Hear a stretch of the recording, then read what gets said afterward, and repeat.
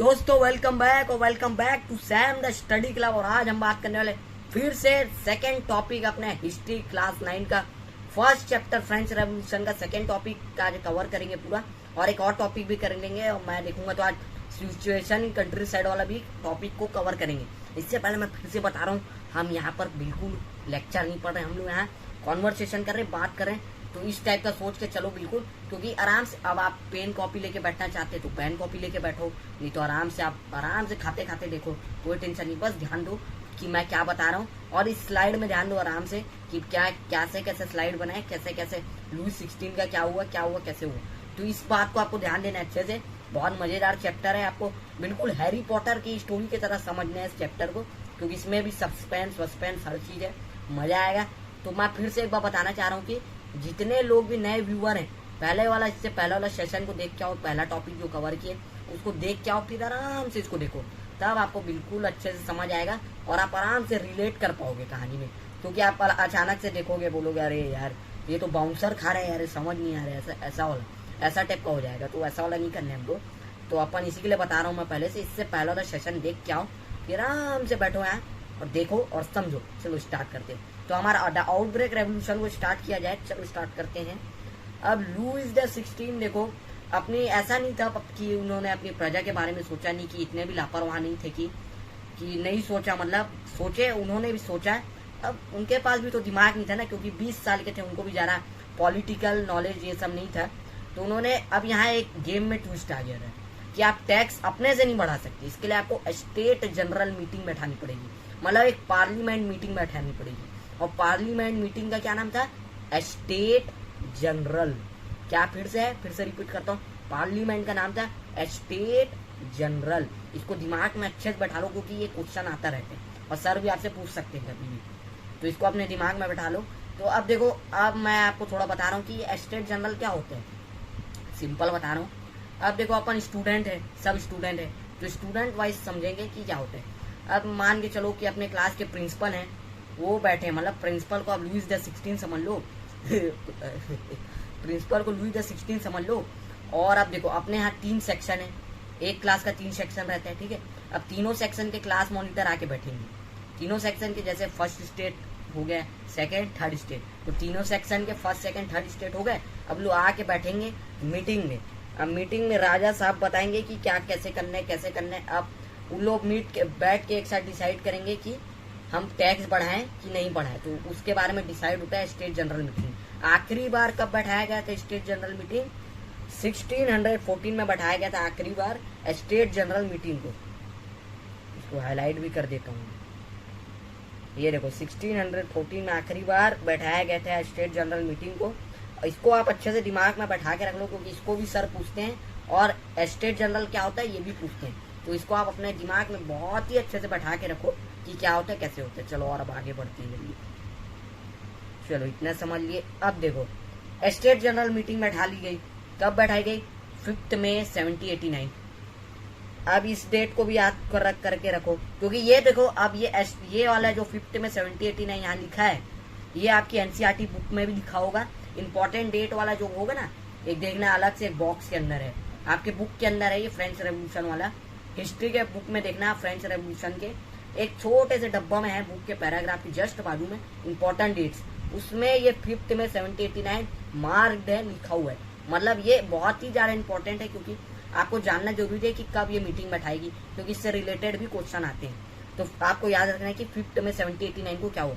तो ऐसा क्या याद करना है कि 5 मई 1789, अच्छा स्टेट जनरल हुआ था, ठीक, ऐसा वाला याद करना है आपको। ये देखो हाईलाइट कर दिया जाए इसको। अरे कहाँ हाईलाइट हो गया भाई, एक मिनट, अरे तो लाइन खिंचा रहे भाई। हाँ, अब ये देखो ये हाईलाइट हो गया। 5 मई 1789 को याद रखना। चलो अब 5 मई 1789 को आके बैठ गए सब लोग, रिप्रेजेंटेटिव आए पूरे। अब मतलब क्लास मॉनिटर आ गए, मतलब third state, first state, second state, third state के पूरे रिप्रेजेंटेटिव आके बैठे मीटिंग में। मीटिंग बैठाने का लुई 16 में आके बैठे। कहाँ पर हुआ? ये हुआ वर्सेलिस नाम की एक जगह में। वर्सेलिस एक वहाँ महल का नाम है, वहाँ के हॉल पे हो। वैसे हॉल का नाम था डीकेयर हॉल। इसको भी नाम को आप अच्छे से याद करके रखो कि हॉल का कहाँ पर हुआ था। जगह का नाम था वर्सेलिस और जहाँ कौन से हॉल के अंदर हुआ था, हॉल का नाम था डी केयर हॉल। अब देखो फर्स्ट स्टेट और सेकेंड स्टेट, थर्ड स्टेट के सब रिप्रेजेंटेटिव आके बैठे। फर्स्ट स्टेट के कितने रिप्रेजेंटेटिव आए थे अपने स्टेट को दिखाने के लिए? 300 लोग, ठीक है, ये देखो यहाँ लिखा हुआ है 300 लोग। अब सेकेंड स्टेट के कितने लाए? अगेन 300 लोग, 300 लोग फिर आए। फर्स्ट स्टेट सेकेंड स्टेट के 300 आए और थर्ड स्टेट के आए 600 लोग। अब आप बोलोगे ये तो बहुत ज्यादा फेयर लग रहा है, ये तो बिल्कुल गलत नहीं लग रहा मेरे को कि 300 और थर्ड स्टेट के 600, ये तो बिल्कुल फेयर लग रहा है करके। तो ये फेयर नहीं है। अब देखो फ्रांस की कितनी पॉपुलेशन, 90% पॉपुलेशन किस में आती थी? थर्ड स्टेट के अंदर आती थी। अब 90% पॉपुलेशन को रिप्रेजेंटेटिव करने के लिए कितने लाए? 600। ये कहाँ से फेयर होगा? आप खुद भी सोचो, ठीक है। अब 600 लोग आए, अब 600 लोग आए, अब वोटिंग स्टार्ट हुई थी। अब देखो, अब इससे पहले अब देखो मुद्दा यहाँ पर ये था, मतलब एक मुद्दा उठाया गया कि बढ़ाया टैक्स को बढ़ाया जाए कि नहीं। अब टैक्स को बढ़ाने के लिए आपत्ति कौन करेगा? सिर्फ थर्ड स्टेट वाले, क्योंकि फर्स्ट और सेकंड स्टेट को तो कोई मतलब ही नहीं है, उनको तो टैक्स ही नहीं भरना है। किसके जेब से टैक्स जा रहा है? Third state. तो आपत्ति भी कौन उठाएगा, ऑब्जेक्शन कौन करेगा? थर्ड स्टेट वाले। फर्स्ट सेकंड तो बोलेंगे हाँ हाँ बढ़ा दो करके, टैक्स को बढ़ा दो। तो यहाँ पर देखो वोटिंग कैसे होता, वोटिंग सिस्टम कैसे होता था ये भी याद रखो। 1 स्टेट 1 वोट होता था, मतलब नोबिलिटी सिर्फ एक ही वोट दे सकती थी और क्लर्जी ग्रुप वाले भी एक ही वोट दे सकते थे, और क्या नाम है आपका, थर्ड स्टेट वाले भी एक ही वोट दे सकते थे, ऐसा होता था। तो अब देखो वोटिंग स्टार्ट की गई। अब लुई 16 बोले कि टैक्स को बढ़ा दिया जाए, तो नोबिलिटी वाले लोग बोलते हैं हाँ बढ़ा दो, 1 वोट हो गया। क्लर्जी वाले भी बोलते हैं बढ़ा दो, 2 वोट हो गया। और सिर्फ थर्ड स्टेट वाले लोग ही मना करते हैं कि वोट को, मतलब टैक्स को बिल्कुल नहीं बढ़ाया जाए। तो 2 वर्सेस 1 हो गया, तो जीता कौन? 2 जीत गया, नोबिलिटी क्लर्जी जीत गया। 2 वर्सेस 1 हुआ और टैक्स को बढ़ाने की बात अब और चालू हो गई। अब देखो क्या हुआ, अब फिर थर्ड स्टेट वाले बोले ये क्या पागलपन है, ऐसा नहीं होना चाहिए, 1 मेंबर 1 वोट करना चाहिए, ना कि 1 स्टेट 1 वोट करना चाहिए। 1 मेंबर 1 वोट करना चाहिए, ना कि 1 स्टेट 1 वोट करना चाहिए। तो ये अच्छा सा प्रपोजल जो है राजा जी ने ठुकरा दिया। तो इन लोगों ने क्या किया, गुस्से से भाग गए इन लोग वहां से, वहां छोड़े कि आप हम लोग की बात ही नहीं सुन रहे हैं और ऐसा वोट करवा रहे हैं भैया, इसको हम यहाँ बैठेंगे नहीं, हम यहाँ से उठ के जा रहे हैं। तो उन लोग उठ के चल दिए, ये प्रपोजल को उन्होंने माने ही नहीं और छोड़ के भाग गए वहाँ। स्टेट जनरल मीटिंग को ही छोड़ के भाग गए सीधा, ये 1 वोट ये सब सुन के। तो चलो अब आगे पढ़ते हैं। और अब देखो, peasant artisan women were denied entry to the assembly however they're given to demand. हाँ अब देखो, अब यहाँ क्या होता है, अब जब देखो थर्ड स्टेट के कितने लोग गए थे रिप्रेजेंटेटिव में? 600 लोग गए। अब 600 में आप सोचोगे कि labour, peasant, cobbler, shoemaker, इन लोग सब गए होंगे, ऐसा नहीं था।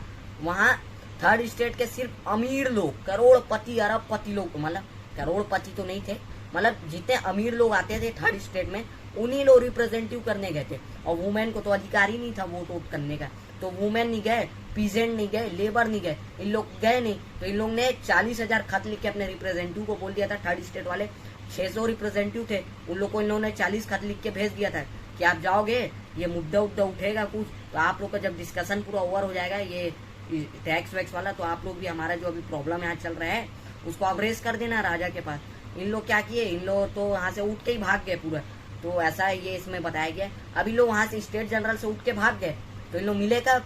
इन लोग मिले 5 मई 1789 को, इन लोग का स्टेट जनरल मीटिंग हुआ, और इन लोग वापस मिले 20 जून 1789 को। और इन लोग मिले और बोले कि अपन कहाँ पर मिले ये भी याद रखो, कहाँ पर मिले, किस साइड मिले, ये सबको आपको याद रखना पड़ेगा, इसको भी हाईलाइट किया जाए। तो इन लोग मिले 20 जुलाई 1789 को मिले। कहाँ मिले? वर्सेलेस के इंडोर टेनिस कोर्ट,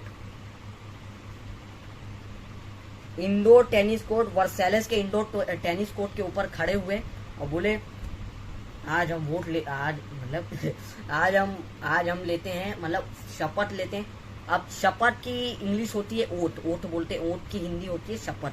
तो उन लोग शपथ लेते हैं कि अपन आज से नेशनल असेंबली है और हम क्या करेंगे, राजा की जितनी पावर है, अरे ये क्या गया, हाँ राजा की पावर है उसको जरूर मदद सिखाएंगे, और राजा की जो पावर है ये पूरी, इसको हम बिल्कुल कम करेंगे। इसको फिर से मैं एक्सप्लेन कर देता हूँ। अभी लोग 5 में स्टेट जनरल बैठे, स्टेट जनरल लोग छोड़ के भाग गए वहां से। ये लोग फिर मिले 20 जून को, 20 जून, मई के बाद सीधे जून में मिले, 20 जून को मिले। कहाँ मिले? वर्सेलिस के इंडोर टेनिस कोर्ट के अंदर मिले और इन्होंने शपथ ली। क्या शपथ ली? कि अपन एक ऐसा ड्राफ्ट कॉन्स्टिट्यूशन बनाएंगे फ्रांस का और मोनार्की पावर को हटा ही देंगे, राजा की पावर को खत्म कर देंगे। इनका सबसे पहला ओथ ये था और पहला पेज इनका ये था कि हम मोनार्क को जरूर मजा उसकी पावर को कम करेंगे। मोनार्क क्या लिखा है? टू फ्रॉम द, ये देखो यहाँ पर लिखा हुआ है, इसको हाईलाइट कर दिया जाए।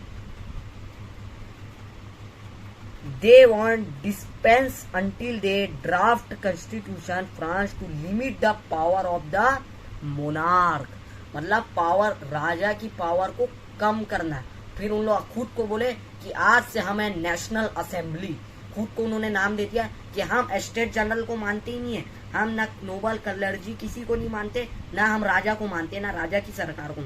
आज से हम बनाएंगे खुद का संविधान बनाएंगे और आज से हमारा नाम है नेशनल असेंबली। इसको दिमाग में बैठा लो अच्छे से, नेशनल असेंबली। चलो आगे बढ़ते हैं, इतना क्लियर हो गया। अब देखो, मतलब थर्ड स्टेट में अब एकदम ही गरीब लोग तो नहीं थे कि एकदम ही ज्यादा गए गुजरे, मतलब तो बहुत ही ज्यादा गरीब थे। मतलब उसमें कोई फर्स्ट और सेकंड स्टेट के भी लोग बिलोंग करते थे, मतलब रहते थे, मतलब वो अच्छे थे कुछ, जस्ट लाइक अबेसियस एंड मिराबियो। अब यहाँ देखो, अब अबेसियस कौन है? अबेसियस जो थे वो प्रीस्ट थे। वो कौन से स्टेट से बिलोंग करते थे? First state. प्रीस्ट मतलब चर्च वाले ग्रुप से, प्रीस्ट मतलब चर्च वाले ग्रुप से आएंगे। तो फर्स्ट स्टेट तो क्लर्जी था, तो चर्च वाले ग्रुप से अबेसियस बिलोंग करते थे फर्स्ट स्टेट क्लर्जी ग्रुप से। और मिराबियो नोबल से, खुद एक नोबल थे, लेकिन वो सपोर्ट, उनको भी समझ आ रहा था कि साथ दे रहे थे वो, मतलब वो किसका साथ दे रहे थे? वो साथ दे रहे थे थर्ड स्टेट वाले लोग का साथ दे रहे थे। ये रिवॉल्यूशन में अबेसियस और मिराबियो फर्स्ट और सेकंड स्टेट से बिलोंग करते थे और इन लोग किसकी मदद कर रहे थे? थर्ड स्टेट वालों की मदद कर रहे थे रिवॉल्यूशन के लिए। तो वो इसके बाद में, अब देखो मिराबियो कौन थे? मिराबियो थे नोबल थे, सेकंड स्टेट वाले से बिलोंग करते थे। ये क्या करते थे? ये ना लोगों को क्रांति की भावना जगाते थे।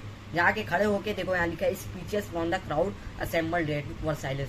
वहां पर इन लोग लीड कर रहे थे, यही दोनों खिलाड़ी लोग थे, इन लोग समय लीड कर रहे थे और लोगों का हौसला बढ़ाते जा रहे थे दिन कि हमें राजा की पावर कम करना है ये। और अबेसियस ने तो एक बहुत ही सुंदर पॉम्पलेट बनाया हुआ था, उसमें लोगों को पता चल रहा था, हर जगह फ्रांस में बिक रहा था, न्यूज़पेपर्स में, हर जगह। क्या इस पॉम्पलेट पूरी फ्रांस में फैलने लगी कि, और लोगों जितने लोग थे सब उस पॉम्पलेट को पढ़ के उनको पता चल रहा था स्टेट जनरल की इस पूरी जितने प्रिंसिपल्स है उनके बारे में पूरा पता चल रहा था। तो ये दोनों के बारे में यहाँ लिखा हुआ है। अब आते हैं situation in country side. Second topic में अपन छलांग मार दिए हैं, फर्स्ट अपना ये वाला टॉपिक भी कवर बिल्कुल हो गया। अब क्रिस्टल क्लियर तो अब इससे पहले वाला टॉपिक जो था आउटब्रेक रेवोल्यूशन, मैं होप करता हूँ पूरा क्रिस्टल क्लियर आप लोग को समझ आ गया होगा। तो चलो आगे बढ़ते हैं। Situation in country side.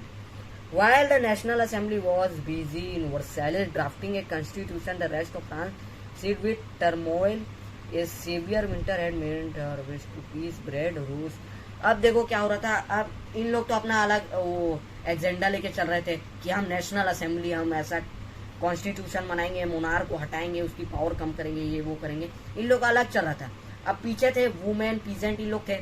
अब वुमेन वाले लोग, अब वहां पर पैसों की तंगी चल रही थी ना उस समय, मतलब फाइनेंशियल प्रॉब्लम चल रही थी। खासकर मैं इससे पहले वाला लेक्चर में बताया था कि खाने की फूड प्रोडक्शन भी बहुत ही कम होते जा रही थी धीरे धीरे, और कम इसी के लिए हो गई कि वहां जब हेल स्टॉर्म पड़ गया, एकदम सीवियर विंटर आ गया, तो उसके बारे क्या हुआ, वहां की जो फसल थी जितनी वो सब बर्बाद हो गई। तो इससे क्या हो रहा था कि वहां की जितनी फूड थी, ब्रेड हो गया, सब ये सब बहुत ही ज्यादा उसकी प्राइस ओवरलोडेड हाई पहुंच गई, और इनकी ना सप्लाई भी कम होती जा रही थी। मतलब कैसे मैं बता रहा हूँ। अब देखो उस समय क्या हो रहे थे, औरतें जो थी ना वो इस साइड थे, इन लोग तो आदमी लोग तो सब नेशनल असेंबली कर रहे थे, और इन लोग जो थे, औरत जो पीछे थे, इन लोगों को भी घर को देखना है, बच्चों को देखना है, तो इन लोग ब्रेड खरीदने जाते थे। वो लंबी लाइन लगी रहती थी। जैसा मान के चलो अभी यहाँ कोविड का टाइम चल रहा है, तो यहाँ इंजेक्शन की अभी बहुत ही ज्यादा हर जगह इंजेक्शन चल रहा था। मतलब ऐसा सोचो कि इंजेक्शन की उस समय सप्लाई खत्म हो गई, और यहाँ पर आप सोचो, मतलब इसमें ऐसा टाइप का, मतलब अपने अंदर कल्पना करो कि यहाँ पर यदि हम रहते तो यहाँ वैक्सीनेशन की मतलब इंजेक्शन अपनी जो रहती है वैक्सीन की यहाँ पर सप्लाई खत्म हो जाती। तो वहाँ क्या था, वहाँ ब्रेड वेड की भी सप्लाई खत्म हो गई। और यहाँ के जिन लोग थे ना, वो लोग शॉपकीपर जितने जिन लोग के फैक्ट्री वाले लोग ना सप्लाई नहीं देते थे।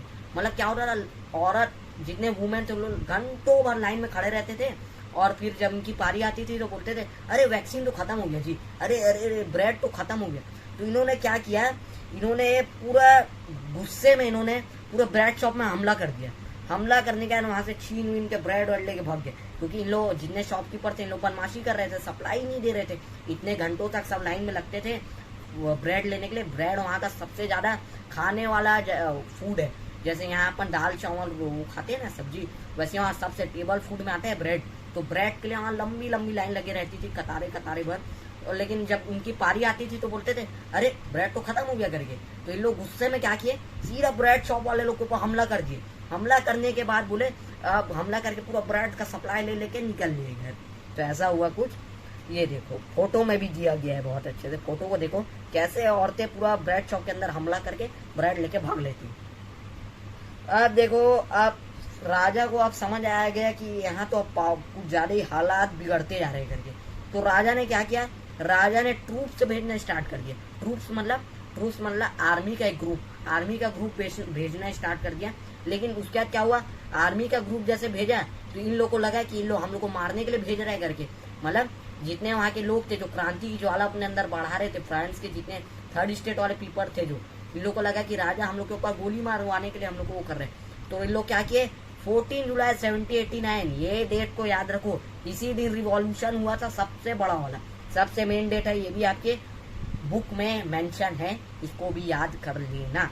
तो इन्होंने क्या किया, 14 जुलाई 1789 को जाके बैस्टाइल, जो राजा की डिस्पोटिव पावर माने जाते थे कि राजा जिससे भी कोई लड़ाई होता था तो राजा उसको सीधा जेल में बंद कर देता था, तो जेल का नाम था बैस्टाइल।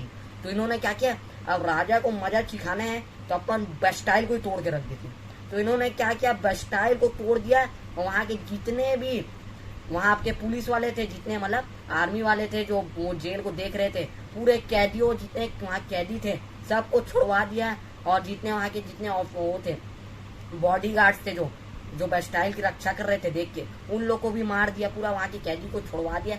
अब सोचो इतनी अफरा तफरी वहाँ पूरी फैल चुकी थी, आप लोग इसी से जान लो। और फिर क्या हुआ, लोग जो है मिनौर में भी हमला करने स्टार्ट कर दिए। मतलब पूरा जितने आ रहे आर्मी लोग उन्हीं लोग को ठोकना स्टार्ट कर दिए। राजा हम लोग को मारे उससे पहले हम ही लोग इन लोग को निपटा देते। मतलब वहाँ के लोग ऐसे ही सोच रहे थे। अब यहाँ देखो क्या, caught in a frenzy of fear, peasants several districts seized hoe and pitchfork and attacked the Chatuaks। अब इसमें 3 वर्ड हैं, ये तो हमको समझ नहीं आ रहे, ये पढ़े जा रहे हैं हम लोग से। इसको बताऊंगा अभी, इसके बाद में बताऊंगा चैतुआ हो और ये क्या है पिचफॉक, ये क्या होता है, इसके बारे में भी बताऊंगा अभी। अब क्या हुआ, इन लोग क्या किया, हमला कर दिया सीधा। पूरे वहाँ के जितने लोग थे, जितने मतलब इन लोग यहाँ एक और यहाँ गांव में पता चल गया, गांव में एक सब रूमर फैल गया कि राजा जो है अपन लोग के गांव वाले लोग की फसलों को तोड़ने के लिए आर्मी भेज रहा है और पूरे फसल बर्बाद करेगी। तो इन लोग क्या किए, गांव वाले लोग, मतलब ये थर्ड स्टेट के इन लोग भी क्रांति ज्वाला जला रहे थे अपने अंदर, मतलब इन लोग के ऊपर भी अत्याचार कर रहा था राजा, टैक्स बढ़ा के। तो क्या किए, इन लोग बोले कि इन लोग राजा भेजने से पहले, मतलब सेना भेजने से पहले हम लोग क्या करते हैं, यहाँ के जितने भी लॉर्ड जमींदार जो थे ना, तो पीजेंट इन लोग क्या किए, जाके जमींदार वाले लोग को घर में घुस के उन लोग को मारने स्टार्ट कर दी। कि इन लोग के पहले मारने से पहले हम लोग इसको जाके मजा चिखा के ये लोग को लैंड लॉर्ड जितने जमींदार थे ना, उन लोग लैंड लॉर्ड पीजेंट लोग के ऊपर जिन लोग अपना हुकूमत जमाते थे, फ्यूडलिज्म करते थे, उन लोग के ऊपर जाके हमला कर दिए कि बोले अब इन लोग क्या हम लोग को सबक सिखाएंगे, हम ही लोग जाके इन लोग को ठोक देते। तो लोग क्या ठोक दिए। फ्रेंजी का मतलब होता है फियर, डर। तो इन्होंने क्या किया, पिच फॉक अटैक इन चैटुआ। अब मैं बताता हूँ क्या होता है। अब देखो 3 वर्ड आए थे, हो, पिच फॉक एंड चैटुअक्स। अब देखो हो यानी रापा होता है, रापा तो आप समझते हैं ना, ये भी उसमें आता है फार्मिंग के काम आते हैं। और ये देखो पिचफॉक, ये भी कुछ काम आते हैं, उसी का ही कुछ रिलेटिव है। और चैटू क्या होता है, चैटुआ क्या होता है बताता हूँ। चैटुआ मतलब मैंशन मान लो, अब जहाँ मेनौर आप उसको बोलोगे सिर्फ एक हवेली है, एक सिंपल हवेली है तो उसको मेनौर बोलोगे। और चैटुआ किसको बोलोगे कि वहाँ एक महल भी है, खुद का लेक भी है, खुद का टेनिस कोर्ट भी अंदर खेल रहे बढ़िया, खुद का एक बड़ा, कोई कोई तो इतने अमीर लोग थे कि उन लोग का खुद का एक लेक होता था, मतलब घर के अंदर नहीं, उन्हीं के पूरे उसमें अपार्टमेंट में वो रहता था, एक खुद की नदी भी रहती थी, कोई कोई इतने। ये तो हो गई अमीर लोग की बात। अब देखो इन लोग क्या किए, पूरे लैंड लॉर्ड जितने थे जमींदार, इन लोग के ऊपर, सबके ऊपर हमला कर दिए लोग, पीजेंट लोग। तो इन लोग क्या किए, डर के मारे वहां से, और पूरा पहले वहां पीजेंट क्या किए, इनके पूरे महलों में घुस गए, चैटवर्क्स में, ये जो घर दिख रहा है ये बड़े वाला महल, इसके अंदर घुस गए और पूरे जितने भी ये फ्यूडलिज्म के डॉक्यूमेंट थे सबको नष्ट कर दिया, जला दिया, खत्म कर दिया बिल्कुल। तो फिर उसके बाद क्या किया, कुछ कुछ जितने लोग थे लैंडलॉर्ड थे, इन लोग तो भाग ही गए, सीधा सिटी नहीं छोड़े, सीधे लोग कंट्री छोड़ के भाग गए। अरे बाप रे, इन लोग मार देंगे हम लोग, इन लोगों को छोड़ो, भगाओ। पीजेंट लोग ने इतना आतंक फैला दिया था। फिर फाइनली क्या किया, लुई 16 ने 4 अगस्त 1789, इसको भी याद रखो, इन 4 अगस्त को मान लिया कि आज से मेरी पावर, मैं अपनी पावर को खत्म करता हूँ, मतलब खुद मान लिया कि राजा को अब समझ आ गया कि अब इससे पहले और काबू बिगड़ जाए हालात फ्रांस की, इन लोग की बात सुन लेते हैं भैया, इन लोग नहीं तो मेरे कोई निपटा भी नहीं रखे, इस टाइप का कुछ हुआ। उसके बाद 4 अगस्त 1789 को राजा ने कॉन्ट्रैक्ट साइन कर दिया कि आज से मैं आपको मानता हूँ, नेशनल असेंबली आज से बन गई। और इसको जरा हाईलाइट किया जाए, हाईलाइट करते हैं, इसको ब्लैक कर लेते हैं इसमें, क्योंकि ब्लैक अच्छा दिखेगा। लुई 16 फाइनली, अरे ब्लैक नहीं दिखेगा यार इसमें, अपन ब्लू कर लेते हैं, ब्लू अच्छा दिखेगा। लुई 16, अरे यार